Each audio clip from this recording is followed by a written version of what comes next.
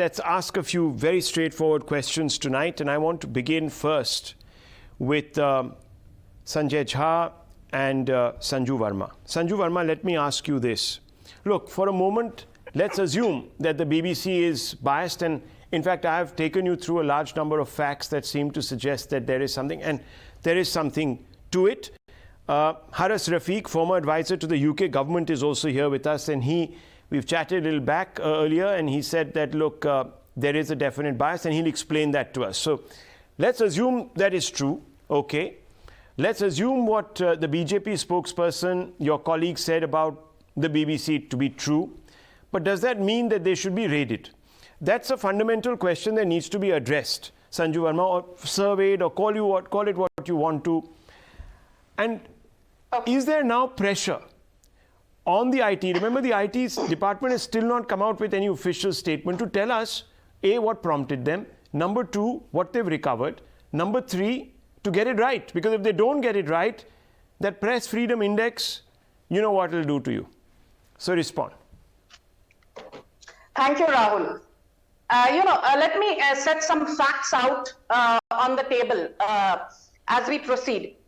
First and foremost, the Income Tax Department has said that there has been a persistent refusal on the part of the BBC to comply with transfer pricing norms. And without much ado, let me tell you that any international organization, when it does business in India, makes profits in India, as far as transfer pricing goes, it is guided by 3 acts. One is Section 92A of the Income Tax Act of 1961, Section 92F of the Income Tax Act of 1961, Section 10EA of the Income Tax Rules of 1962, and most importantly, Section 9 of the OECD norms. OECD, obviously the Organization of Economically Developed Countries.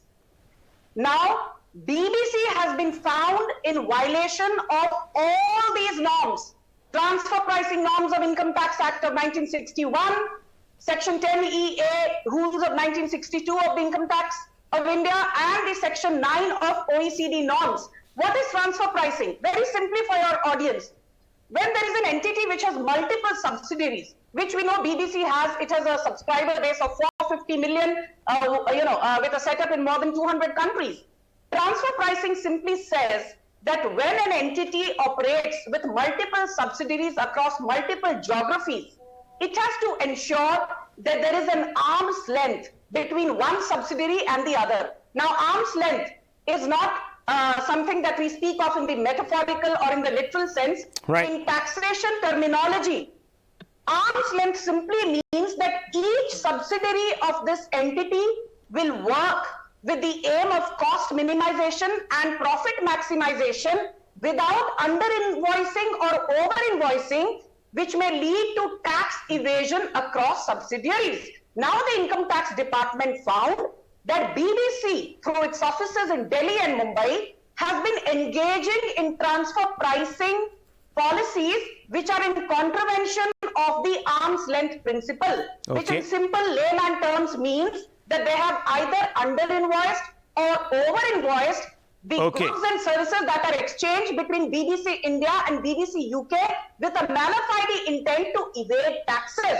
Now tell me one thing, if transfer pricing norms have been violated, should the Income Tax Department of India not carry out a bona fide investigation against the BBC? Of course. Now, Sanju Verma, above the law of the land? Of course, very important. Sanju Verma making big charges. I want to ask you a simple question, Sanju Verma ji. Where did you find this information? Rahul, let's be very honest. When we come on debates, especially a person like me, I don't speak through my hat. So are you saying that you were personally briefed behind the scenes by the Income Tax Department? Rahul, now you're being, what should I say? I can't even call you childish, I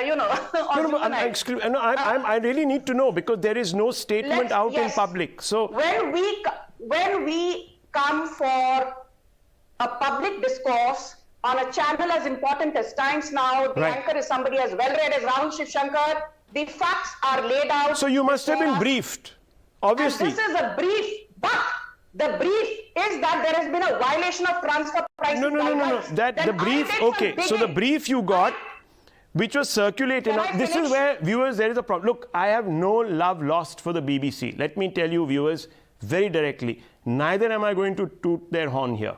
But let me tell you, viewers, that there is no official statement. Now, the IT, the ED, or whatever it is, can give you information source-based. It must make it into the public domain, certified on a letterhead by the Enforcement Directorate or, in this particular case, the IT department. But no communication exists, viewers, in the official domain. I want to bring in Sanjay Jha. Sanjay Jha, touching faith you have in the BBC. You obviously believe that they're squeaky clean. Now, I have shown you examples of their bias against India. I'm not trying to conflate two issues. You can be biased, but you can perhaps be clean. It's a fact. But I want to ask you this. Why are you so upset that there has been a survey of the BBC? The IT department now has the onerous task of ensuring that their case sticks. Otherwise, people like you, rightly so, not perhaps today, but after 5 days or 10 days, will accuse the government of intimidating the BBC. I won't stop you then, but I want to ask you now, why vitiate the waters? What interest do you have in suggesting that the IT department is working in a malified way, especially if it is at the cost of Indian taxpayers, the government's treasuries, if there is under-invoicing as Sanju Verma claims? That's a serious problem. It's us, the Indian... For the BBC, I'm sure that organization can handle its own problems. India has experienced 108 months of an undeclared emergency under Narendra Modi. Mrs. Gandhi's emergency official lasted 21 months. Second point, everyone here on your program, the panelists and the viewers know that this is directly linked to the BBC documentary 1 and 2, which basically made Mr. Narendra Modi responsible for the Gujarat riots and the deaths that happened. That's what the BBC documentary said. Third, that documentary was not the view of the BBC. It was the view of the British government. It was the view of the British Foreign Office. So I think it's a very serious issue. It cannot be brushed away by saying this is a colonial mindset. Point number 4, to the best of my knowledge, the BBC is funded by the British taxpayer. And the last I heard, the BBC was extremely hostile towards Boris Johnson, the former Prime Minister, who actually wanted to defund the BBC itself.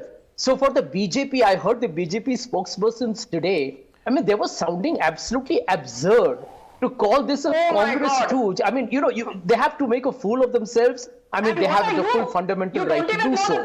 So the truth of the life okay, let's not speak over each other. It is hurting the BJP. Let him finish. It is hurting Mr. Modi because the 2002 riots and the Mr. Prime Minister being called Nero by the Supreme Court is rediscovering itself in the public domain. Okay. It's tarnishing the image of Narendra Modi all over again. Question. It's a double whammy coupled with what's happening with Gautam Adani. I knew you were going to make all those claims, and of course, as a politician, you're entitled to 1 second. Sanju Verma, just give me 30 seconds. As a politician, you're entitled to make all these claims, no problems. But I asked you a very specific question. Now, you said Supreme Court exonerated, dropped all charges, rejected all claims against Mr. Modi. So who is this then? Who are the everybody? The Lutyens, mafia? Yeah. Who is this? No. Explain. No, 1 minute.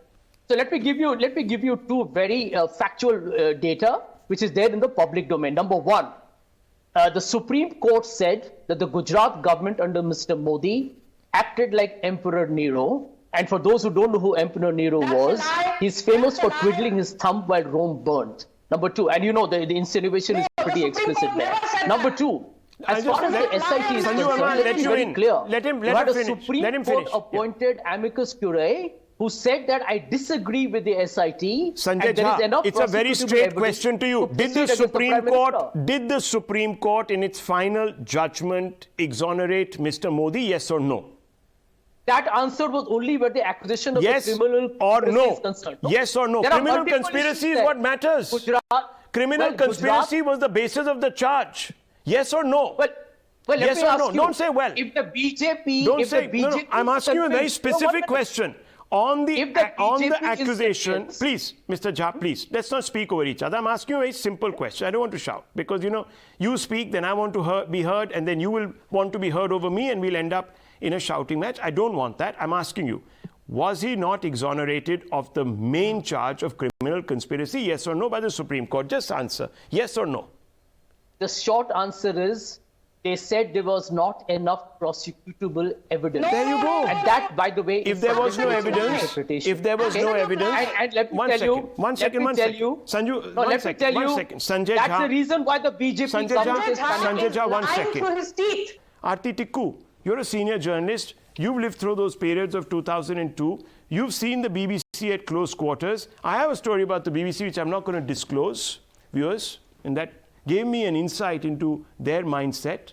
But I'm not going to put myself into the news. Aarti Tikku and Haras Rafiq, let me bring them in. Aarti Tikku, what's your view? Is the BBC today, let's for a few moments talk a little bit about the raids. Is it being punished for bringing out this film, or would this have happened in the normal course? Rahul, thank you so much. Well, to begin with, you yourself pointed out certain facts that this is not for the first time that BBC has been surveyed or raided by the tax officials. So I don't understand what the issue really is, except for the fact that certain people in this country probably think of themselves as the rightful heirs of the British colonial masters. And I think there is a certain inferiority complex in being simple brown Hindus. And that is why these people, English-speaking people, somewhere also think very low of Prime Minister Narendra Modi, a common Indian. They think very low of people who cannot speak English as fluently and in the same Oxford, Cambridge accent that they themselves do. And I think the problem really is not the raids on BBC, because I don't see the same set of people coming out in or protesting against the raids which were held against several newspapers. Tomorrow there might be a raid on Times Group, but you think the same people will come in its defense? No, absolutely not. The problem really is the hatred, as Mr. Jethmalani was rightly pointing out. Hatred for Prime Minister Modi's government. Prime Minister Modi is now being questioned by the Britons themselves.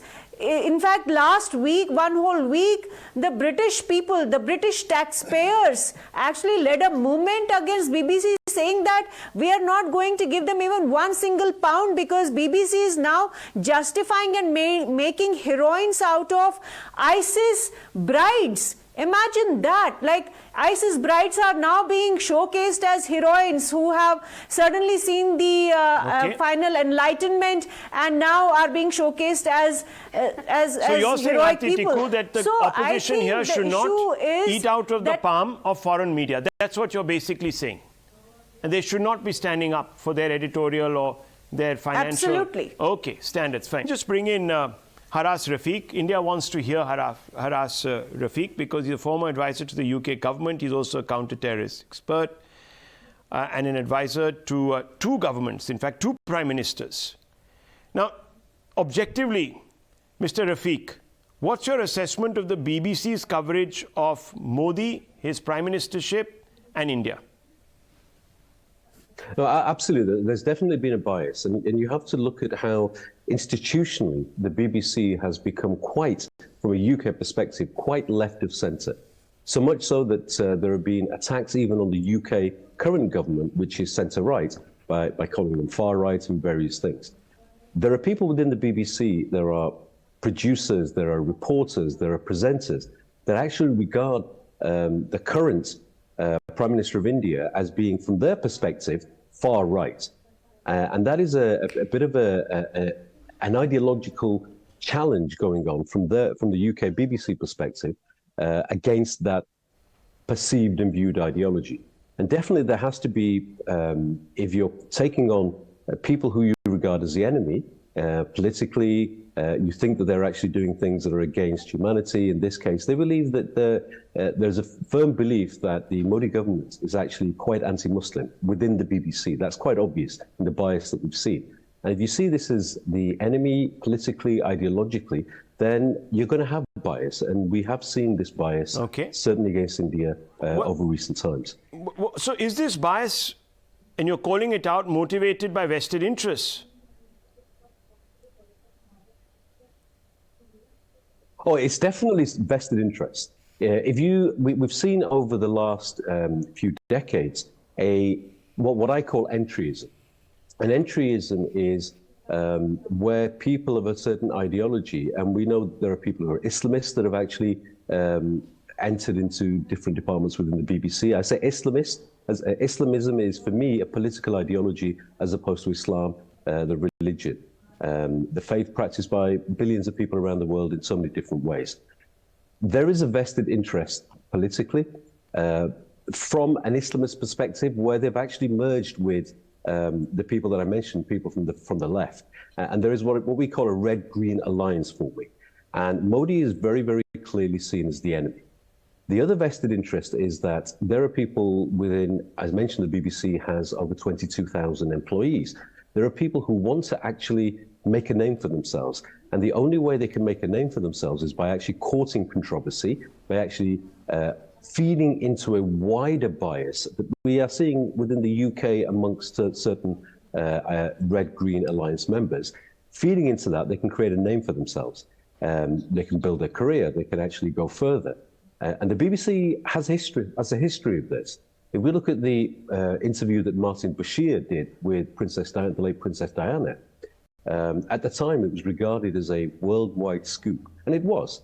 But since then, the BBC has been criticised. Martin Bashir has been criticised. He's been fired from his position because he actually, for his own personal vested interest, used deceitful tactics to actually get Princess Diana to go on in the first place. So there are personal interests in any organisation where you have a lot of people, and the BBC certainly has that, like any others. Okay. Well, let me ask you my final question. Some would ask, with what authority or in what capacity can you make these claims of vested interests? I would like you to answer that.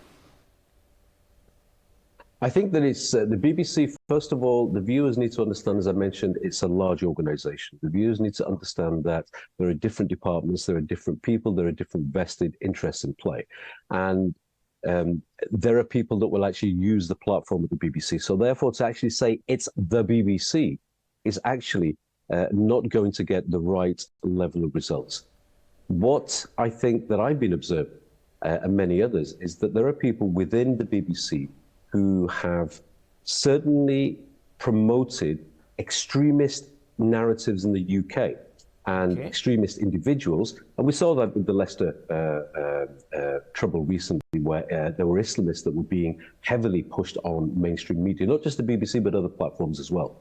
But if I look at this from a background that I have in countering extremism, not quite countering terrorism, countering extremism, looking at the way that one of the vested interests that we could have in this is that recently the BBC has had some very, very senior presenters come out against the UK government. Let's not forget that at the moment, the UK is in the middle of the process of trying to tie up quite a large trade deal with India. And one of the things that the BBC individuals that I talk about and the departments would like to do is also usurp the UK government. So I'm looking at this from an extremism perspective. I'm looking at this from and when I say extremism, I mean extremism with as a definition where it's... This is very interesting, very interesting. Here's another example. Look at this. This is something I want to show you. These are two BBC reports. Coronavirus. Lockdowns in Europe saved millions of lives. And right under another piece, India COVID-19 : PM Modi did not consult before lockdown. So in Europe, you can lock up people, send them home, shut down businesses, and that saves millions of lives. But here, viewers, look at the agenda. It's so clear. Exactly. It's so absolutely clear. And if that is the case, I just want to ask you, Ashutosh ji, I want to ask the Congress other leader Vivek Bansal Tushar Gupta. Ashutosh ji, why are we jumping lemming-like to salvage the BBC's reputation? It's being surveyed. What's the problem if they're being surveyed? Why are you supporting an organization that doesn't really have much? And I'm sure you're an Indian. The Prime Minister is also your Prime Minister. And if there are these allegations of bias, as Mr. Rafiq has leveled, and he looks at it from an insider's perspective, aren't you looking like those who are providing fig leaf to an agenda?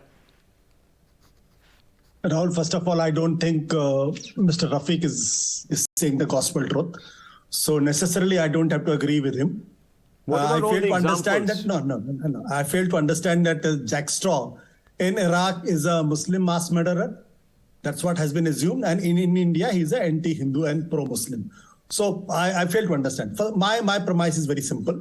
And premise is, if tomorrow, if the Times now is raided or surveyed by Income Tax Department, I'll defend that also. I will not defend that. I will rather come to criticize the government that why are you raiding a media house? It's as simple.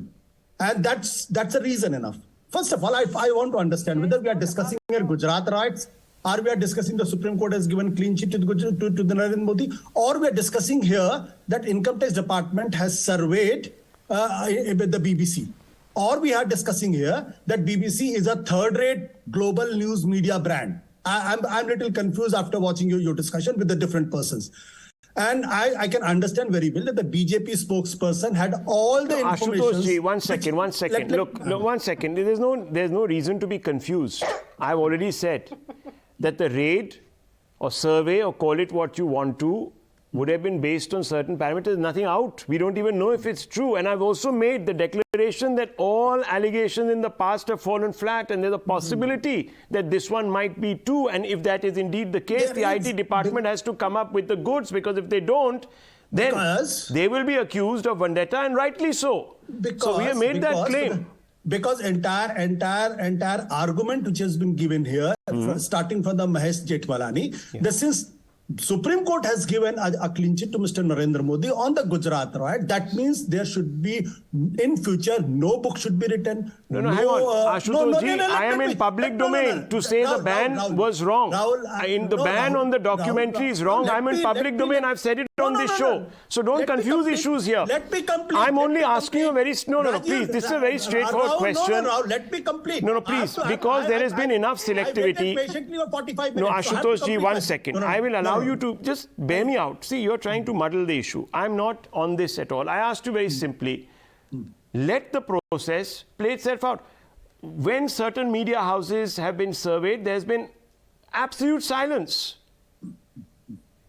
Can I speak? Yeah, of course. Can I speak? Huh? Of course, Ashutosh ji. If we are talking about the BBC being surveyed by the Income Tax Department, is that an issue, or the Gujarat riot is an issue? Let's telling not confuse this. There is nothing to be confused. Tushar, because the sense I'm getting it. No, 1 second. Sanju Verma, 1 second. I interrogated Sanju Verma. No, 1 second. I interrogated Sanju Verma here in the beginning of this show, because she made certain assumptions. She called them facts, which we can't today. Okay, 1 second. Vivek Bansal, so maybe we just need to look a little closer under the hood before we give a clean chit. If it's happening in England, why shouldn't it be happening here? Rahul, we are not here to give a clean chit or to indict anybody for that matter. It's a question of the people citing so many instances about BBC's role, BBC's past demeanor or past objectivity or past biases they talked about. Let me just cite you our Honorable Prime Minister. He was swearing by BBC when he was the Chief Minister of Gujarat, citing its authenticity, citing that at that point of time, BBC was the last word, or as Madam Tikku said, the gospel, this biblical truth. So these all are the facts. What we mean to say, we are not saying that BJP, and what if suppose you are citing that during the UPA government, their surveys were done. But there is a difference between a survey and a raid. And at the same time, the timing, it appears to be, there is something more to it than meets the eye. It's a remarkable coincidence that few weeks ago, their film had been banned.